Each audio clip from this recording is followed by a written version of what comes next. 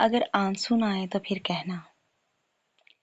जब हुजूर सल्लल्लाहु अलैहि वसल्लम के विसाल का वक़्त करीब आया तो आप सल्लल्लाहु अलैहि वसल्लम ने हज़रत जिब्राईल अलैहिस्सलाम से फरमाया, क्या मेरी उम्मत को मौत की तकलीफ बर्दाश्त करनी पड़ेगी?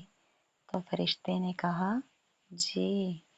आप सल्लल्लाहु अलैहि वसल्लम की आंखों मुबारक से आंसू जारी हो गए तो अल्लाह ताला ने फरमाया, ए मोहम्मद सल्लल्लाहु अलैहि वसल्लम, आपकी उम्मत अगर हर नमाज के बाद आयतल कुर्सी पढ़ेगी तो मौत के वक्त इसका एक पाँव दुनिया में होगा और दूसरा जन्नत में।